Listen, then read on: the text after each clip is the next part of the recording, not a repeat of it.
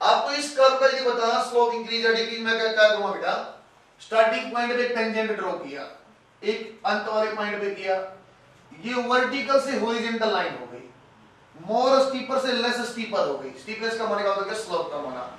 कोई भी सॉलिड आपकी 3D स्फीयर है, मतलब ग्लोब है, ग्लोब के अंदर कोई भी चीज भरी हो, मान लो पानी, पानी को देख पाना आसान है बेटा बाहर गिरते हुए, और ग्लोब के ऊपर बहुत सारी हमने पिन मार दी, तो कैसे पानी आएगा सर? ऐसा यदि ऐसा ग्लोब है, यहाँ से पानी ऐसे बाहर आ रहा है।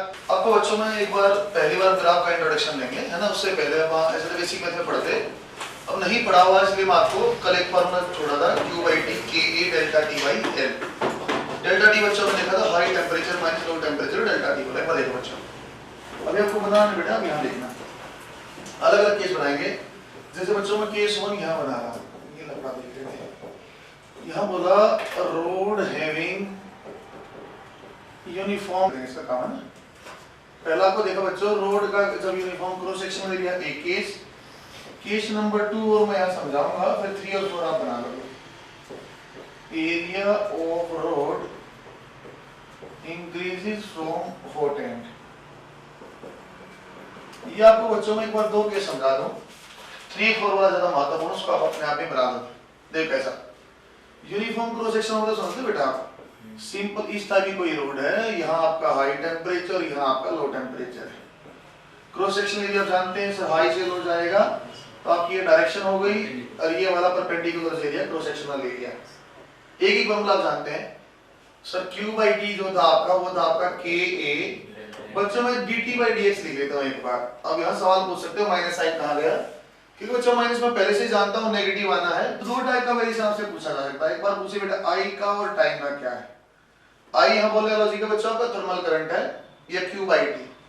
Q/T या I हमने स्टडी स्टेट पढ़ा, कांस्टेंट रहता, कोई वेरिएशन नहीं है, तो उसका सिंपल अपना बन जाएगा सर, एक सिंपल स्ट्रेट लाइन आएगी।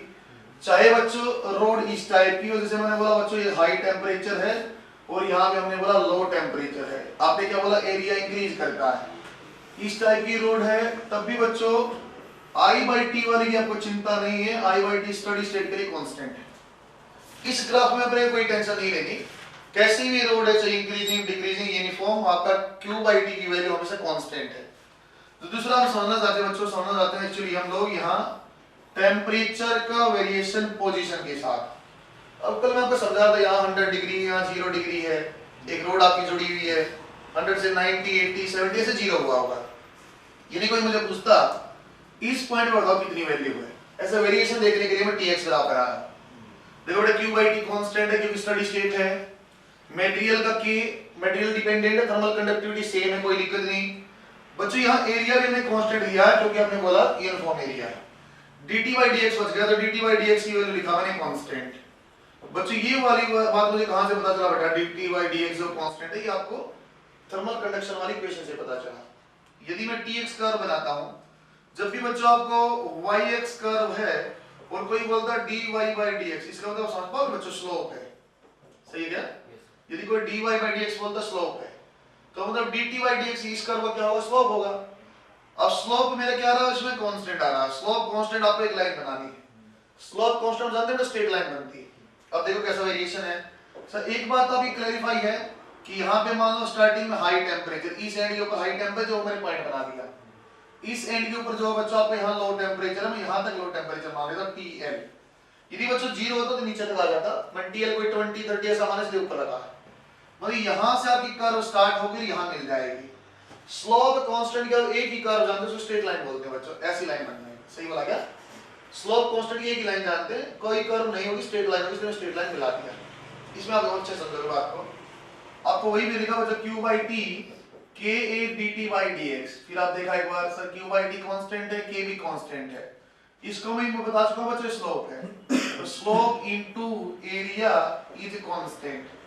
बच्चों आप ऐसा रिलेट कर सकता हूं क्या मैं sir, slope is inversely proportional to area, as area increases slope will decrease. बात सही है क्या? अपने को ऐसी कर्व बनानी बच्चों, इसका स्लोप आपका एरिया के साथ स्लोप डिक्रीज करे। ऊपर साथ में मैं यहाँ रोड बना देता हूँ, रोड के साथ ग्राफ बना रहे हो आप, ये आपका लिख दिया मैंने लो टेम्परेचर, ये आपका लिख दिया हाई टेम्परेचर, ऐसे मैंने फिर से पॉइंट मार्क कर लिया बच्चों। सर ये वाला आपका जो हाई वाला है और बच्चों यहाँ वाला जो है आपका लो वाला, ये आपको मैंने मान लिया लो टेम्परेचर। इस पॉइंट पे आके तो लो हो जाना, ये मैं जानता हूँ यहाँ और यहाँ के बीच में आएगा। अब स्लोप कांस्टेंट नहीं है क्योंकि उन्होंने बोला है स्लोप जो आपका एरिया बढ़ेगा स्लोप घटेगा। एक बार यहाँ देखो, इंपॉर्टेंट बात समझा रहा हूँ इसको बच्चों। एक बार मैं दो तरीके से बताता हूँ स्लोप चेक करने का तरीका, बाद में उसी यूज करेंगे। वाटर पार्क में आप जाते हो बच्चों, वहां दो टाइप की स्लाइड हो सकती है, एक ऐसी और एक बच्चों साइड इस टाइप की, एक और दो ऐसे नंबर दिया। मैं सीधा आपसे पूछूं ना स्लोप इस कर्व का इंक्रीजिंग है कि डिक्रीजिंग, इसका क्या है थोड़ा बताना डिफिकल्ट है, थोड़ा और तरीके से समझाता हूं बच्चों। एक वर्ड मैं यूज करूंगा यहाँ पहली बार आपके सामने, स्टीपनेस। स्टीपनेस का मेरे लिए मतलब होता है बच्चों जहां मोर स्टीपनेस होगी ना, मतलब मैं वर्टिकल लाइन की बात करना चाहता हूं। जहां बच्चों लेस स्टीपनेस होगी उसका मतलब बच्चों मैं हॉरिजॉन्टल लाइन की बात करना चाहता हूं। मतलब समझा क्या बोल रहा हूं, स्लोप इंक्रीज या डिक्रीज बोलना मतलब स्टीपनेस बोलना। मैंने बोला यहाँ स्लोप आपका कम होगा मतलब स्टीपनेस कम होगी, एक बात ये आ गया। अब स्टीपनेस कम होने का तरीका देखो बच्चों, जैसे यहाँ है, यदि आप कभी वाटर पार्क में गए ना तो ऊपर से पकड़ के रखता है, फिसलने का खतरा ज्यादा, पकड़ के रखता है, छोड़ देगा फटाक सा यहाँ फिसल, लेकिन नीचे धीरे धीरे आप जाके रुकोगे। इस टाइप की आप फिसलते हो बच्चों, यहाँ आपको फटाक से धक्का मारना पड़ता है क्योंकि चलने के बाद धाम से गिरते। एक तरीका तो कर्व का स्टीपनेस का मतलब खड़ापन देख लो, ऐसा हाथ रख लो सर, इसके एक बार ये है ऐसा है, यहाँ ज्यादा वर्टिकल लाइन है, यहाँ आगे कम हो गई सर, वर्टिकल से हॉरिजॉन्टल स्टीपनेस का एक तरीका ये है। जैसे इसका मैं दिखाऊं बच्चों आपको, ऐसे हाथ है सर, ये हॉरिजॉन्टल लाइन है, ऐसे आ गया वर्टिकल स्टीपनेस, इसकी बजाय और आसान तरीका आपको इस कर्व का यदि बताना स्लोप इंक्रीज या डिक्रीज, मैं क्या करूंगा बेटा, स्टार्टिंग पॉइंट पे एक टेंजेंट ड्रॉ किया, एक अंत वाले पॉइंट पे किया, ये वर्टिकल से हॉरिजॉन्टल लाइन हो गई, मोर स्टीपर से लेस स्टीपर हो गई, स्टीपनेस का होने का मतलब स्लोप कम होना, ये डिक्रीजिंग स्लोप की लाइन है बच्चों। दोबारा देखो, यहां स्टार्टिंग में ऐसा और ये अंत में ऐसा, ये हॉरिजॉन्टल से मतलब पहले ज्यादा आपकी हॉरिजॉन्टल, बाद में वर्टिकल लाइन हो गई, हॉरिजॉन्टल से वर्टिकल होने का मतलब क्या होगा बच्चों, आपका स्टीफनेस इंक्रीज। कुछ भी रैंडमली कर्व होगी आज के बाद, स्टार्टिंग और एंडिंग पॉइंट पे हम टेंजेंट बना लेंगे, हॉरिजॉन्टल से वर्टिकल होगी तो स्टीफनेस बढ़ेगी तो स्लोप बढ़ा, वर्टिकल से हॉरिजॉन्टल होगी तो बच्चों आपका स्लोप घटा। एक बार यहां देखो समझ में आएगा, कर्व दूसरी बन रही है यार, ये उसके काम देखो एक बार, अपने पास ऐसा कुछ बोला हुआ था बेटा, ऐसा लो टेम्परेचर वाला। अब देखिए सर, इसके लिए देखें तो आपका एरिया इंक्रीज और स्लोप डिक्रीज होगा, दो ही संभावना सर। पहली बार स्ट्रेट लाइन नहीं होगी सर, या तो ऐसी कर्व बनेगी और या तो बच्चों आपकी इस टाइप की कर्व बनेगी, इनमें से कौन सी सही है वो छांटना। छांटने का फिर वही तरीका सर, छांटने के लिए आप क्या कर लो, टेंजेंट बना लो। हम चाहते हैं जो आपका स्लोप आए वो कम हो, क्यों, एज एरिया इंक्रीजेस स्लोप क्या होगा, कम। इस लाइन के लिए देखो बेटा, ओरिजिनल लाइन के लिए ऐसी और ऐसी टेंजेंट, हॉरिजॉन्टल से वर्टिकल होने लग गई तो एक्चुअली क्या हुआ, हॉरिजॉन्टल से वर्टिकल स्टीपनेस बढ़ी, स्लोप बढ़ा। हम ये चीज नहीं चाहते, हम चाहते स्लोप कम। फिर भी वाइट क्रॉस चेक किया सर, एक ये लाइन आ गई और एक ये लाइन आ गई, बच्ची आपका हॉरिजॉन्टल आपकी वर्टिकल से हॉरिजॉन्टल हुई, वर्टिकल से हॉरिजॉन्टल स्टीपनेस कम स्लोप कम, यही हम चाहते थे। ये वाला आपकी लाइन जो है राइट लाइन सही है क्या बच्चों। दो बातें मैं समझाया, स्लोप कांस्टेंट है, स्ट्रेट लाइन कोई दिक्कत नहीं, सीधे 2 पॉइंट मिला दिए। यदि कर्व लाइन है, कर्व लाइन के ऊपर हम क्या करेंगे बच्चों, इनिशियल और फाइनल पॉइंट के ऊपर टेंजेंट ड्रॉ कर लो, टेंजेंट ड्रॉ करके देख लो, यदि हॉरिजॉन्टल है स्लोप कम है, वर्टिकल है तो ज्यादा है।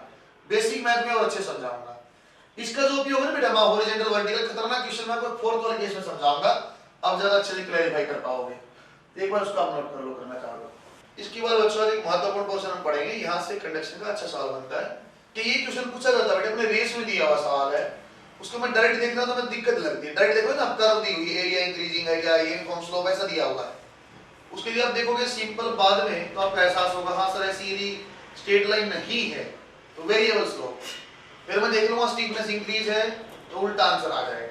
यदि q बाई टी का ग्राफ पूछे ना बेटा, टाइम के साथ चाहे पोजीशन का, q बाई टी चाहे x के साथ पूछे चाहे टाइम के, हमेशा हॉरिजॉन्टल लाइन है, कांस्टेंट। क्यों, हम पढ़ते ही स्टडी स्टेट है, स्टडी स्टेट में हमेशा कांस्टेंट है, कुछ नहीं सोचना उसके लिए। सर क्या ऐसी रोड है, ऐसी कैसी भी रोड, चाहे ऐसी हो पतली मोटी उसकी मोटी कुछ भी हो, किसी भी शेप में हो, q बाई टी तो आपका कांस्टेंट ही रहेगा। अगले क्वेश्चन में और अच्छे समझ जाओगे बात। अब जहां स्टीपनेस पहली बार देखा ना, वो वहां देख लेना बेटा, जो मैंने लिखा था ना, आगे लिखा हुआ मैंने मोर हॉरिजॉन्टल वो, ये हमने बना लिया क्या, ये अब लिख लेना बच्चों, इसका मैं बड़ा उपयोग करूंगा बेटा, जैसे बेसिक मैथमेटिक्स जहां भी कर्व आएगी ना वहीं मैं यूज करूंगा। एक्चुअली ये क्या स्लोप बताता है सर, एक्चुअली बच्चा बोले क्या स्लोप बताता है ये चीज ना, ये मैग्नीट्यूड ऑफ स्लोप बताता है एक्चुअली। फिर आपको क्या जरूरत पड़ गई स्लोप क्यों बोल रहे हो, क्योंकि मैग्नीट्यूड पहले जानते हो मैं नेगेटिव की बात कर रहा हूं, तो पहले ही माइनस साइन होता है। ये एक्चुअली वर्क पावर में या बेसिक में तो जहां भी रिक्वायरमेंट है मैं आपको बताऊंगा मैग्नीट्यूड ऑफ स्लोप देखना, से देख लो। बाद में बता रहा हूं आपको स्माइल वाली कर्व आसानी से और भी बता देता मैं। जैसी कर्व होगी बेटा स्माइली फेस वाला इंक्रीजिंग है, सैड फेस वाला डिक्रीजिंग है, टुकड़ा देखो आपको मैं बेसिक में तो समझा रहा हूं। फिलहाल जो रिक्वायरमेंट है मैं इतना आपको यहां बता रहा हूं।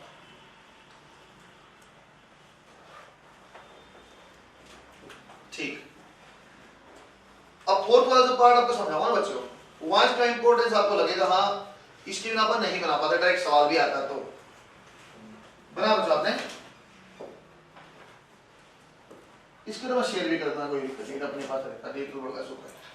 अब फोर्थ वाला पार्ट आराम से देखो बेटे एक बार।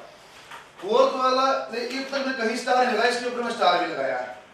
ये क्वेश्चन में डायरेक्ट पूछना पार्ट के बिना तो नहीं बन पाएगा। देखो कैसा, इसका मैंने नाम रखा बच्चों combination of rods, combination of rods. Rod का कॉम्बिनेशन देखो कैसा, यदि अपने अब देखो बेटे पूरा बढ़िया से बता रहा हूं मैं। ये TH लिया, एक रोड यहां तक लिया बच्चों हमने, रोड नंबर 1 कंडक्टिविटी K1।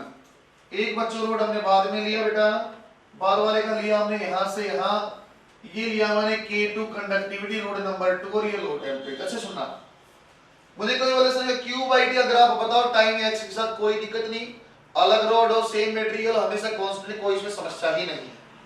अगला बात देखें, यदि अपने कोई पूछे ना सर इसका एक काम करो आप TX कर्व बना दो, इसको बच्चों में दो टुकड़े में बना रहा हूं। एक बार 1 वाला ऑप्शन यहां से बनाऊंगा और 2 वाला यहां से बनाऊंगा। 1 और 2 में आपको देना कौन सा करेक्ट हो आपको पता चलेगा। देखो एक बार अच्छे से, इसका बच्चों लो वाला टेम्परेचर यहां आ जाएगा, एक बार लो टेम्परेचर यहां मार्क कर रहा हूं मैं, एक बार दो अलग अलग ऑप्शन बना रहा हूं एक्चुअली मैं, आपका अलग अलग ऑप्शन बना रहा हूं मैं। और एक बार बच्चों हाई टेम्परेचर यहां से स्टार्ट किया और एक बार यहां से। मैं आपको दो ऑप्शन दूंगा, दो में से कोई आपको एक करेक्ट चुनना। कैसा, अलग से मैं लिख भी रहा हूं बच्चों, assume K1 is greater than K2, K1 की वैल्यू जो ज्यादा K2 की कम है, ऐसा मैंने मान के चला हूं। अच्छा ये आ गया अभी बीच वाली लाइन से सुनना बेटा, जो इक्वेशन सर कैसे सोल्व किया जाए, आप एक इक्वेशन जानते हैं Q/T equal to KA dt/dx। बच्चों Q/T हमेशा कांस्टेंट, कोई दिक्कत नहीं। बच्चों मैंने यूनिफॉर्म एरिया भी लिया तो A भी काट सकते हैं। आपकी कंडक्टिविटी और स्लोप, ये बात समझ पा रहे बेटा मैं स्लोप कैसे लिख रहा हूं dt/dx को।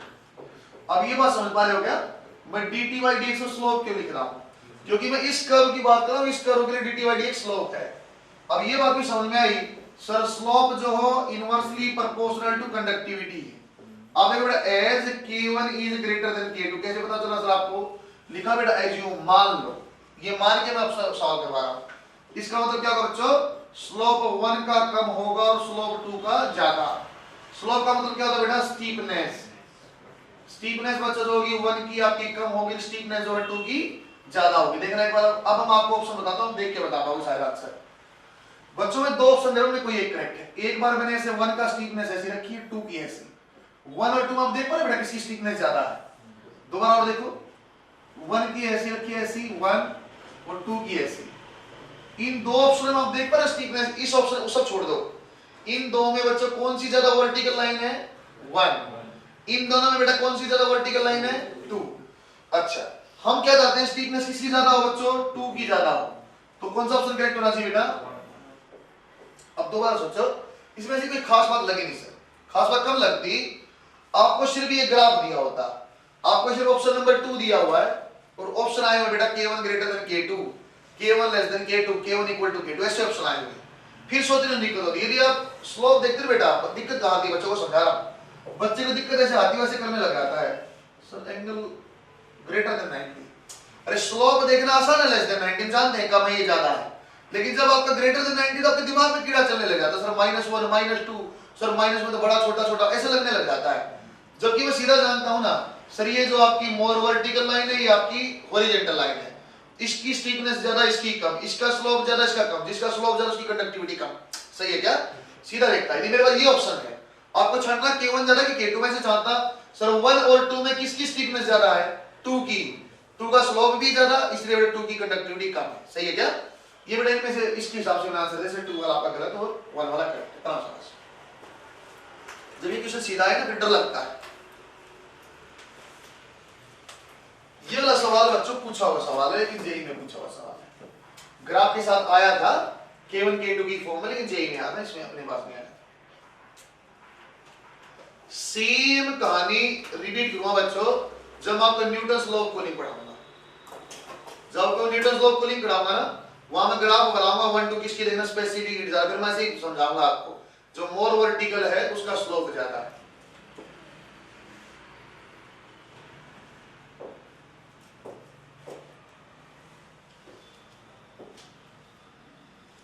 ये 26 के कुछ कार्य बना बच्चों। इसको मैं चाहता हूं क्वेश्चन ग्राफ वाले का स्किप कर दे तो भी दिक्कत नहीं, मैं आपको डिस्कशन में एक सवाल करा देता, लेकिन यहाँ मेरा बताने का मोटो ये है कि आप एक वर्ड आपके दिमाग में जाए। स्टीपनेस कोई चीज होती है और स्टीपनेस का मतलब वर्टिकल का मतलब मोर स्टीपर और हॉरिजॉन्टल का मतलब लेस स्टीपर है। सिर्फ ये वर्ड आपके दिमाग में होना चाहिए। क्या ये स्लोप बताता है? ना बेटा, ये मैग्नीट्यूड ऑफ स्लोप बताता है। जहां मुझे स्लोप बताना फिर मैं आपको बेसिक मैथ्स में और अच्छे से समझाता हूं। पांच स्टेडी स्टेट होती है, अलग-अलग पॉइंट पे अलग-अलग टेंपरेचर होते हैं। एक ही क्रॉस सेक्शन में सारे एटम और मॉलिक्यूल का तापमान सेम रहता है, अलग-अलग क्रॉस सेक्शन लग जाएगा, अलग-अलग रहता है। अब आपसे ऐसे पूछने लग जाएगा ये टोटल रोड 10 मीटर की है, यहां 100 डिग्री, यहां 0, इस दीवार से 2 मीटर दूरी पे तापमान क्या हो बताओ। अब तक मैंने वैल्यू नहीं बताई, अब तक मैंने वेरिएशन बताया है। यदि कोई मुझे पूछता है यहां तक टेंपरेचर बताओ, वो वाला क्वेश्चन आ गया बेटा जंक्शन टेंपरेचर निकालने का, वो आपको समझाता हूं अच्छे से, इंपॉर्टेंट टॉपिक है। इसको मैं केस 1 और 2 में पढ़ाऊंगा। केस 1 अपने ज्यादा इंपॉर्टेंट है, आसान है। 2 अति आसान है, लेकिन पीएमटी में अब तक नहीं पूछा गया है, आपने बना लिया होगा। छोटा टॉपिक बना बेटा, temperature at junction. Temperature at junction, junction तो ज्वाइंट होता किसी भी पॉइंट पे निकलवा लेता आप। टेम्परेचर एट जंक्शन, इसका केस 1 बनाओ। Case 1, when direction of thermal current is known, when direction of thermal current is known, जब आपको तापीय प्रसार की दिशा, अच्छा सुनो बेटा, तापीय प्रसार की उसकी फ्लो की प्रवाह की दिशा बताओ। एक बार एक पहले वाला सवाल मैं आपको अच्छे से कराता हूं। पहला सवाल आप ढंग से पकड़ना बच्चों, साथ में पैरेलल 2 चीजें मैं आपको सिखाऊंगा। देखो कैसा बच्चों, मैं पहले इसको आपको नोट अभी नहीं करना, आराम सुनना बच्चों। केस मैंने ऐसे बनाया बच्चों, ये 200 डिग्री सेल्सियस है, यहां आपका जो रोड मैंने ली है ये एल के और ए है, ये एल 2 के और ए है, और ये आपका 50 डिग्री है। इसका नाम मैंने ले लिया बेटा, एक रोड का नाम जो आपका 1 नंबर है, इसका 2 नंबर है। एक बात तो ये सेम इसी को मैं यहां रिपीट करता हूं। यही सवाल है, 200 डिग्री है और आपका बच्चों एक रोड ये है आपकी बच्चों L, K, A, लेकिन सामने बच्चों 2 रोड लगी हुई बेटा। ये आपका 50 डिग्री सेम L, 2K और A यहाँ, और L, K, A यहाँ। अच्छे सुनते रहना बात को बच्चों। ये आपका रोड नंबर 1 है, ये रोड नंबर 2 और रोड नंबर 3। ऐसा आपका सवाल करना, आपसे पूछता इस तापमान यहाँ टेम्परेचर बताओ, आप यहाँ टेम्परेचर बताओ। फिक्स प्रोसीजर हम फॉलो करेंगे, आपको मजा आएगा। देखो कैसे एक तरीका, डायरेक्शन कैसे पता है, ये 200 ये 50 सर हाई से लो ऐसे करंट जाएगा। एक बात तो ये होगी बच्चों। में एक बात लिखता हूं सर, Q/T की वैल्यू जो आपकी 1 में है वही Q/T की वैल्यू 2 में है। इसको बताने का मैं कई तरीके से बता सकता हूं। एक तरीका सर 1 और 2 जो है सीरीज कॉम्बिनेशन में है, सीरीज कॉम्बिनेशन में करंट सेम रहता है, इसलिए आपने Q/T को सेम लिखा। एक तरीका है। अगला तरीका वैसे बता सकते हो सर, आप तो स्टडी स्टेट पढ़ाता हूं, Q/T में कांस्टेंट बोला है। दूसरा, तीसरा और सबसे अंतिम सबसे बढ़िया तरीका जो करंट इलेक्ट्रिसिटी में हम पढ़ते बच्चों, सर किसी भी नोड के ऊपर जितना करंट इंटर करता है इतना ही करंट आपका एग्जिट करेगा। इस नोड के ऊपर कितना करंट इंटर किया, Q/T1, कितना इंटर करेगा बेटा 2 में का, तो Q/T2। दोबारा देखिए यहां समझ में आएगी बात बच्चों। यहां ये डायरेक्शन है, यहां इंटर कितना किया बेटा Q/T1, लेकिन कहां गया वो 2 में भी गया और 3 में भी गया। तो सर लिख दूं क्या मैं, Q/T2 प्लस Q/T3। बात समझ में आई? ये जो लिखा समझ में आया बेटा आपको? ये नोड के ऊपर एक रोड यहां ज्वाइंट थी, इसका करंट इसके बराबर क्योंकि सामने सारा गया, लेकिन यहां इस नोड के ऊपर यहां एक रोड थी तो Q/T1 गया 2 में, इसलिए बच्चों को दोनों को जोड़ दिया। बच्चा ये भी मुझे बोल सकता था सर एक काम करो, इसका एक बच्चा ये बोल सकता था इसका इक्विवेलेंट रेजिस्टेंस बना के और आप सोल्व कर लो। बिल्कुल इक्विवेलेंट बनाने तो ये वाला सवाल ऐसा हो जाता है, लेकिन मैं नहीं चाहता ऐसे बनाना। नोट से देखना भी आसान है, सोल्व करना भी आसान है। अच्छा देखना बच्चों, एक चीज आपको मिस नहीं करनी बेटा, सबसे मोटी मिस हो जाती है यहाँ। क्यू बाई टी को हमने लिखा था डेल्टा टी बाई आर। जैसे मैंने आपको वहां बोला था थर्मोमेट्री में कि आप लिखने में जल्दबाजी मत करना, माइनस की गलती कर दो, इसलिए यहां भी ऐसे ही बोल रहा हूं। क्यू बाई टी के बाद अब ये स्टेप जरूर लिखना। कल हमने फाइनल बना दिया Q by T equal to delta T by R, final बना दिया था।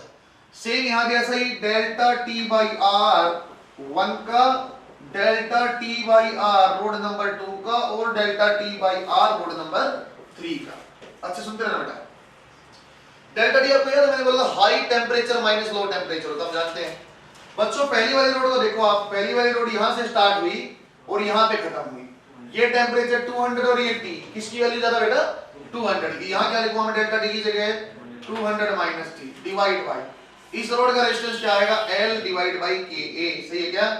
यहां लिखो बेटा सेकंड वाली रोड कहां से स्टार्ट हुई, टी टेम्परेचर, यहां कितना 50, टी की वैल्यू ज्यादा भी है 50 की, टी की T माइनस 50 डिवाइड बाय इसका रेजिस्टेंस कितना बेटा L डिवाइड बाय 2KA। अब आपको उस बात का महत्व नजर आएगा जब मैं बोलता रहा बच्चों नीचे से काटेंगे L बाई KA और L बाई K कैंसिल। सही है क्या? ये 1/2 ऊपर जाएगा, 200 माइनस T ऊपर गया बच्चों 2T माइनस 100। सॉल्व किया बेटा 3T इक्वल टू 300 और temperature is equal to 100 degree Celsius. बात पकड़ में आई क्या? इसके बाद और अच्छे से आएगी। देखो एक बार ढंग से बच्चों, ये सवाल अपने अलग तरीके से किया हो सकता है बेटा, किसी और ने पढ़ाया तो वो कई बार सर ऐसे करते Q by T equal to K delta T से कर देता हूं। इसका मैं फायदा बताऊंगा ऐसा मैं क्यों कर रहा हूं डेल्टा T बाई R, आपको अगले क्वेश्चन में पता चलेगा। जैसे यहां में लिखना है पहली वाली रूट का बच्चों एक टेम्परेचर 200 एक T, क्या आ जाएगा बेटा 200 माइनस T, R की वैल्यू क्या आएगी बेटा L बाई KA इक्वल टू सेकंड वाली रूट का एक एंड ये है बेटा, एक एंड ये क्या आएगा T minus 50 divide by L by 2KA plus third वाले में बेटा एक एंड ये T पे और दूसरा यहां, तो T माइनस 50 L बाई KA। सही लिखा गया। अब और देखो अब आगे बच्चों नीचे वाली आपके आ जाती, नीचे से कैंसिल किया L बाई KA, L बाई KA और L बाई KA, ये 1/2 ऊपर चला गया तो 200 माइनस T ऊपर गया था बच्चों ये 2T माइनस 100 और T minus 50 as it is. Solve किया इस साइड आ जाएगा 4T इक्वल टू इस साइड जाएगा कितना हो जाएगा बेटा ये 350। सही लिखा है। और टेम्परेचर की वैल्यू आ जाएगी 350 डिवाइड बाई 4 डिग्री सेल्सियस। बात पकड़ना है आपके बच्चों, आपको ये स्टेप मिस नहीं करना है। आपकी आदत हो सकती है बेटा Q by T equal to K delta T by L से सोल्व किया हो, इस फॉर्म में आप करोगे तो आपको देखना मैं अननोन डायरेक्शन वाले को बिल्कुल ऐसे मजाक में सोल्व कर देंगे। इसका नीचे से कैंसिल करना आसान है बच्चों, कोई दिक्कत नहीं, फ्रैक्शन देखना भी आसान है, 1/2 ऊपर जाएगा। अब यदि लेंथ में नीचे L/2 आ जाता है तो लफड़ी हो जाते हैं। एक बार ये बनाओ, थर्ड वाले क्वेश्चन में इसका आपको फायदा नजर आएगा। एक संख्या ये हो सकती है इसको पैरेलल में इक्विवेलेंट कर देता है, क्या हो जाता ऐसा सवाल बन जाता, लेकिन पहले सोल्व करने में गलती करता है। इससे अच्छा नोट के ऊपर करंट जोड़ो, सबसे आसान सवाल पीएमटी में पूछा जाता है, ये अब तक नहीं पूछा गया खोस। एक मैं आपको स्टेटमेंट बोल के सवाल लिखा, वो अपने आप सोल्व करना, आपको अंदाजा लगेगा अच्छे से। इस स्टेप को जरूर लिखना, इसको आपको हटाने की जल्दबाजी नहीं करना, वरना आप डेल्टा टी की वैल्यू ही गलत लिख लोगे या आर को गलत लिख लोगे। आप L बाई K लिखना कि L/2K बतानी। एक अच्छा सवाल बच्चों, स्टेटमेंट आपको देता हूँ बच्चों, 3-4 स्टेट पीएमटी में आया, जिपर में भी आया, तो अब जिपर वगैरह सब बंद हो गए। पीएमटी में आज तक सवाल नहीं आया, लेकिन सेम स्टेटमेंट 4-5 बार पूछी हुई है अलग अलग स्टेट पीएमटी में जिपर में भी। उसका पर डबल स्टार पीएमटी करके मार करके करेंगे बच्चे। इस टॉपिक का जब भी सवाल रिवाइज करोगे आप वही सवाल रिवाइज करना, सेम डाटा ही रिपीट हुआ 3 बार भी हुआ है। एक स्टेटमेंट आप लिखवाते हैं, ऑप्शन नहीं दूंगा, आप सॉल्व करके देखना। थोड़ा मैं डायग्राम आपकी मदद करूंगा। देखिए बेटा, 2 metallic rods of copper and aluminium, 2 metallic rods of copper and aluminium are joined end to end, having length 6 centimeter and 18 centimeter 6 centimeter and 18 centimeter if conductivity of aluminium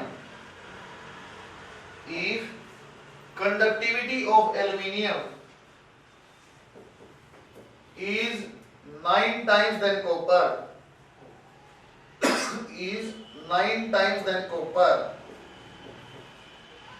find out drop in temperature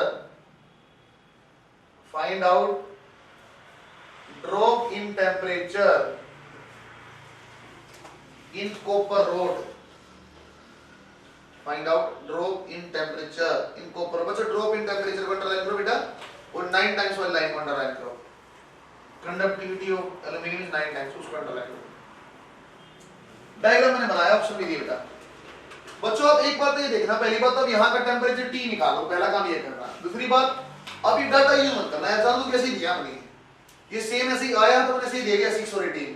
इसको आप L और 3L लेना बेटा, L और 3L लेना. किसी को K मान लो, किसी को 9K मान लो, आप देख लो किसको क्या मानना है. अब सोल्व करके देखो L 3L K 9K ऐसा जो भी आप देख लेना. इसको हम मार्क लिख लो बच्चों डबल स्टार TMT. बहुत बढ़िया सवाल है, जब फंसेगा ना एज इट इज सीधा यही आएगा. वो ड्रॉप ऐसे ही लिखा हुआ ताकि आंसर नहीं आए गलत कर दो. बच्चों ये वाला ऑप्शन करेक्ट नहीं बेटा, 25 is not A correct answer. 20 पर T की वैल्यू आएगी, देखो बना देखते हैं. Q by T हमने लिया बच्चों कॉपर का और Q by T की वैल्यू ली बेटा हमने एल्यूमीनियम के लिए. Q by T की वैल्यू देखा हमने क्या था सर, डेल्टा T. आपने आपको एक बच्चों स्टेप लिखना है बेटा. अभी आप कैसे लिख रहे हैं कि मास्टर क्यों बार-बार बोल रहा है कि आपको आप में से अब भी एक दो बच्चा मिल जाएगा जिसने स्टेप मिस किया हुआ गलत आंसर कर दिया होगा. देखो कैसा आएगा, डेल्टा T है तो इसके लिए 100 माइनस T. R की वैल्यू क्या आएगी बेटा 6L by Ka. इसको L मान लो, L by Ka. क्योंकि बोला बेटा कंडक्टिविटी इसकी K है तो 9 टाइम्स है तो 9K है. यहाँ देखो P minus 0 divide by 3L divide by 9Ka.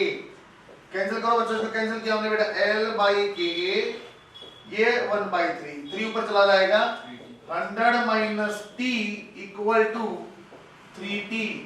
4T की वैल्यू आ गई बच्चों कितनी अपने पास 100. टेम्परेचर कितना, और अति उत्साह में पहला ऑप्शन टिक करते हैं जो कि गलत है. सही है क्या, टेम्परेचर सही सोल्व किया लेकिन आंसर गलत है. उन्हें बोला ड्रॉप इन टेम्परेचर, इसमें कितना तापमान की गिरावट हुई, यहाँ कितना 100, यहाँ कितना 25, कितना ड्रॉप हुआ बेटा डेल्टा T के बराबर होता है. ड्रॉप इन कॉपर रोड कितना हो जाएगा आपका सर 100 और माइनस 1 का 25. Answer is 75. बात समझ में आई क्या, सवाल आसान, एक छोटा ट्रिक बताएगा, आंसर गलत कर दिया. जब भी रिपीट होगा तो सीधा रिपीट होगा सवाल ये. जंक्शन का उसमें टेंपरेचर हाँ ड्रॉप, और कहां ड्रॉप कर सकते हैं, मुझे थोड़ी बोला आधी. यदि मुझे बोलता हाफ रोड में कितना ड्रॉप होता, मैं हाफ पे यहां T मान के सोल्व करता. समझे बात को, कॉपर रोड पूरा बोला T, चलो ये कॉपर छोड़ा एल्यूमीनियम रोड बोलता तब भी आपको T निकालना पड़ता. फिर मैं देखता ये कितना 25 है, 0 कितना ड्रॉप हुआ 25 ऐसा. सही, ये बना लिया आप लोगों ने. बच्चों ये ऐसे सवाल जहां direction of thermal current non थी, आसान थे. इसमें बच्चों पहला केस ही महत्वपूर्ण था, पीएमटी में आएगा तो यही सवाल आएगा, इसी टाइप का आएगा.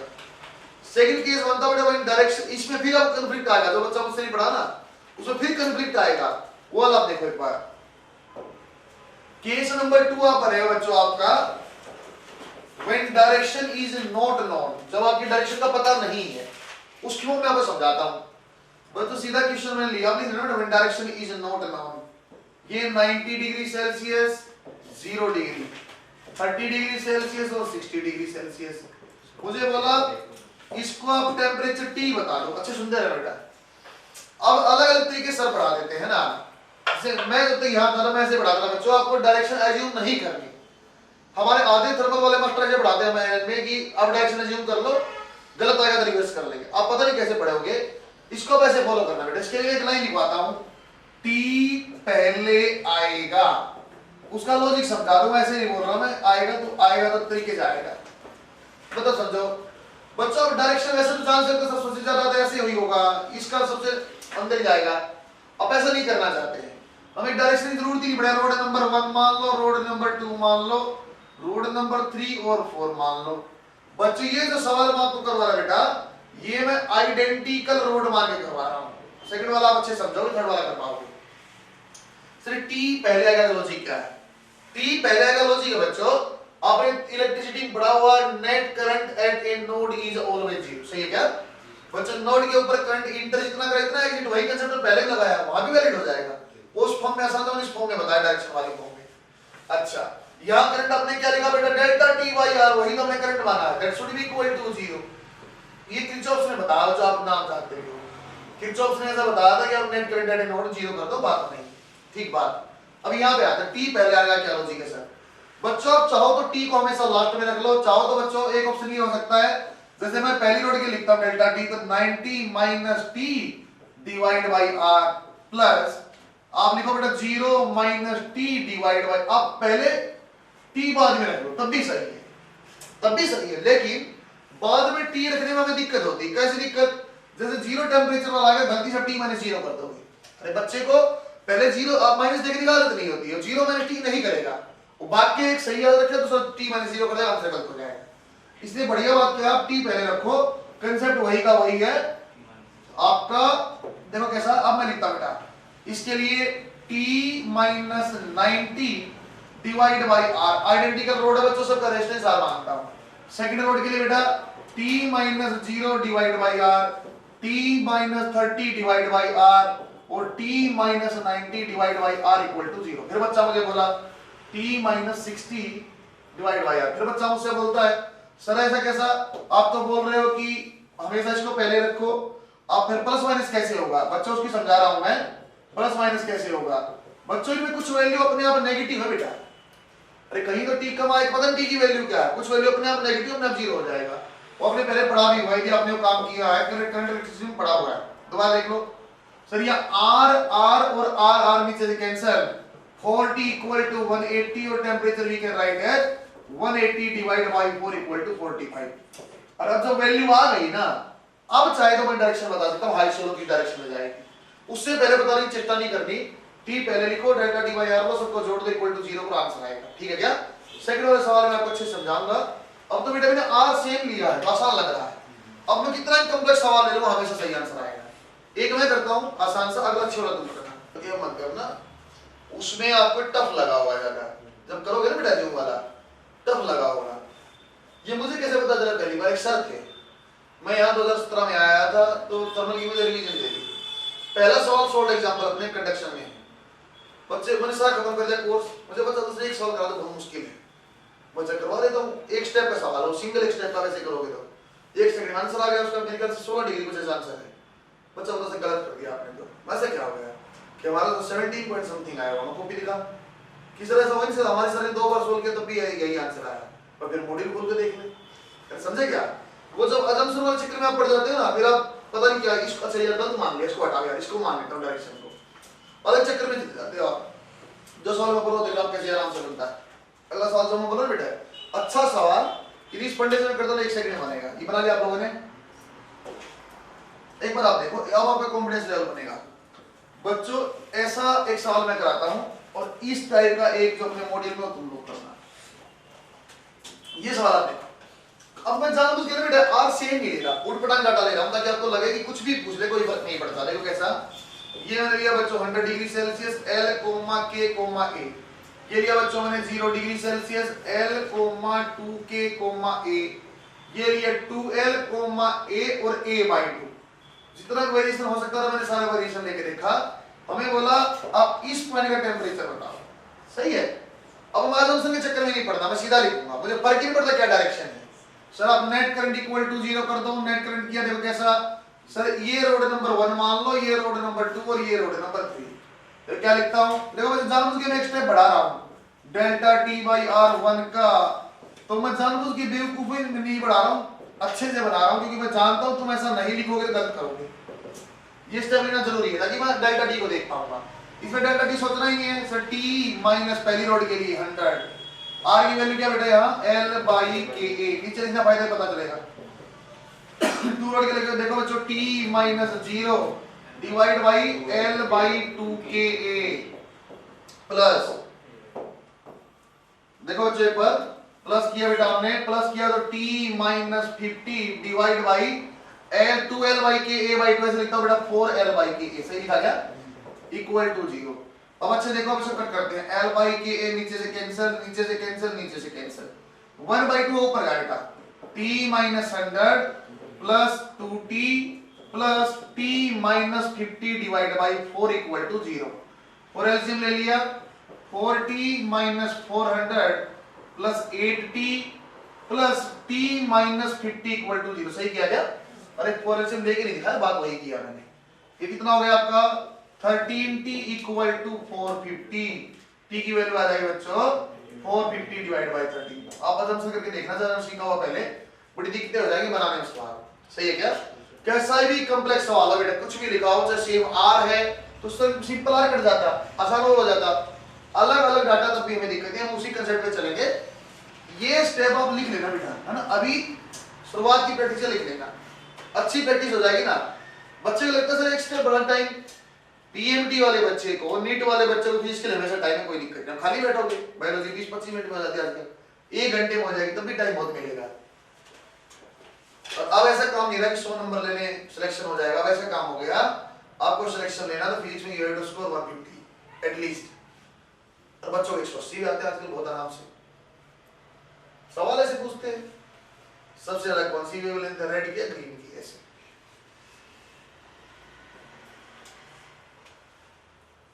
अब जो मैं सवाल यहाँ लिखा था बच्चों, आप जाकर देखना, मॉड्यूल का पहला शॉर्ट एग्जांपल कंडक्शन, फटाक से आप बता दोगे, डायरेक्शन एज्यूम वाले से मत करना।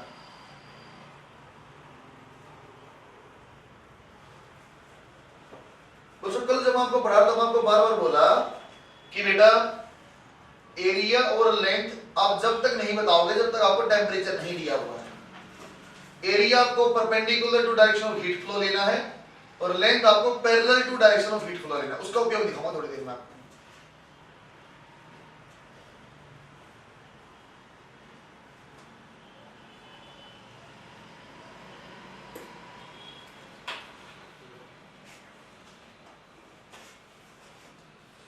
बच्चों जितने भी मैंने अब तक लोड लगाई, अब देखो बेटा ऐसी लोड लगाई सर, एक साइड टेम्परेचर, एक साइड कम और एक साइड फ्लो किया, मतलब वन डायरेक्शनल हीट फ्लो हमने पढ़ा है, साइड से मैंने कोई हीट फ्लो अब तक नहीं पढ़ा है। ऐसा क्यों बच्चों?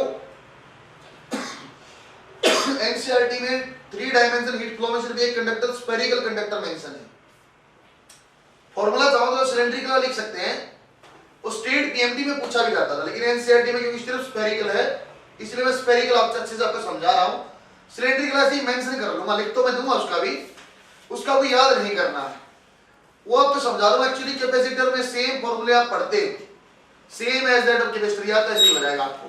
फिर भी एक बार समझाता हूं कंसेप्ट, मैंने क्यों बोला था बार बार कि एरिया परपेंडिकुलर लेना है, length parallel to heat flow लेना, वो आपको पता चले। बराबर आपने एक टाइप का कंडक्टर बेटा 3 डायमेंशन। अच्छा सुनना बेटा, अभी आपको लिखना नहीं, ये कंसेप्ट पकड़ना जरूरी है आपको। अब देखिए बेटा चीज तो आसान है, स्फेरिकल कंडक्टर, इसको मैं चाहूं तो आप इंटीग्रेशन करा के और 10 मिनट में समझा के छोड़ दूं, लेकिन मैं चाहता हूं इंटीग्रेशन ना करना, अपने फॉर्मूला याद रहे। क्यों? कैपेसिटर में सेम फॉर्मूला, आपने कोई दिक्कत नहीं, ऐसे ही यूज करना। कंडक्टर कोई ऐसी चीज जैसे बेटा अपना फुटबॉल है क्या बच्चों, जैसे ग्लोब है, ऐसा बोलने का मेरे पास लॉजिक है बच्चों, मैं क्यों बोल रहा हूं। स्फेरिकल यदि कैपेसिटर में कंडक्टर बनाता हूं तो ऐसा बच्चों R1 रेडियस, अंदर सब खाली है, और बच्चों बाहर मैंने ले लिया आपका R2 रेडियस, ऐसी ये आपकी R2 है। बच्चों R1 और R2 है ना, उसके बीच वाला फोर्स जो है आपका पोर्शन जो शेडेड है, थिक स्फीयर जैसा है, थिक स्फीयर जैसा, बीच में खाली है लेकिन बाहर आपका कुछ है, मतलब कहां तक आपका मेटल, R1 से R2 के बीच में मेटल। यहां लिखा बेटा हाई टेम्परेचर, बाहर लिखा मैंने लो टेम्परेचर, तो कुछ बातें यहां से फिक्स हो जाएंगी। आप बोल दोगे sir direction of heat flow high से low, direction of heat flow high से लो, ऐसा जाएगा।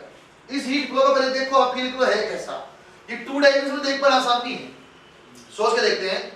फुटबॉल है बेटा, अंदर लगातार पानी की सप्लाई, उसमें पानी बहुत है, इनफाइनाइट पानी, उसके ऊपर हमने क्या किया, बहुत सारे पिन होल कर दिए, पूरी फुटबॉल की सरफेस के ऊपर पिन होल किया हुआ है, पानी भरा हुआ। पानी कैसे बाहर निकलेगा बच्चों?